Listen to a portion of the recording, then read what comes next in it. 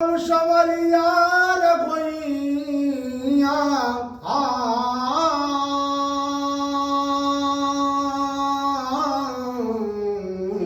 कि अरे मेरा माहो राम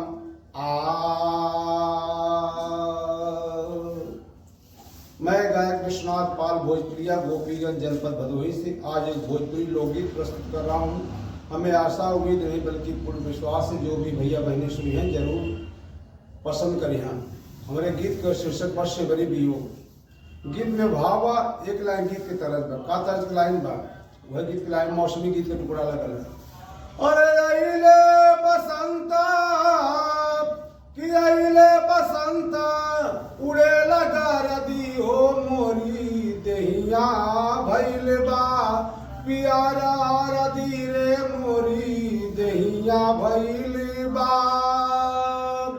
कहियो कोनो भी गीत निकलेला ओकर डुप्लीकेट गवैया लोग जरूर गावता गावल डुप्लीकेट में कि मलटरिया में पियावा, अरे मलटरिया में पियावा भयल बा भारती हो जोता वैया भी न खेतावा परल बा पारती हो जोता वैया भी न खेतावा।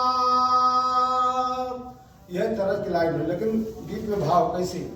अरे कहियल होई हरि दर्शनवा कि कहियल होई हरि दर्शनवा विकल मानवा हो जो है शिवरी चरानिया भी काल मानवा हो जो है शिवरी चरानिया कि दशरथ दुलारे श्री राम रघुराई और रघुकुल रीतिया का प्रीतिया निभाई और सीता लक्ष्मण साथे कि सीता लक्ष्मण साथे गैल बानवा हो जो है शिवरी चरानिया भी काल मानवा हो जो है शिवरी चरानिया कि बड़े बड़े राक्षसन का कैला संहार हो और बाली सुग्रीव पर किया था अत्याचार हो।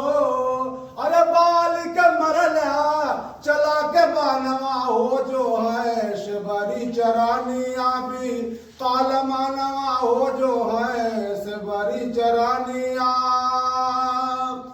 कि छल किया मामा मारी छलकारी और सीता हरण किया अरे रावण अत्याचारी। अरे रावण को मारे जीते लंका रानवा हो जो है शिवरी चरानिया भी काल मानवा हो जो है शिवरी चरानिया कि तुलसी अमर हुए राम गुण गाय के और श्रापित अहिल्या प्रभु पदरज पाई के। अरे पत्थर से पवली कि पत्थर से पवली सुघरता नवा हो जो है शिवरी चरानिया भी काल मानवा हो जो है शिवरी चरानिया कि जय जखाड़ लौटल जदू स्वर्ग के नगरिया और माली महेंद्र सींच फूलवरिया। अरे गाँव विश्वनाथ पाल कि गाँव विश्वनाथ पाल भगती का गानवा हो जो है शिवरी चरानिया भी काल मानवा हो जो है शिवरी चरानिया भी काल मानवा हो जो है शिवरी चरानिया। जय श्री राम।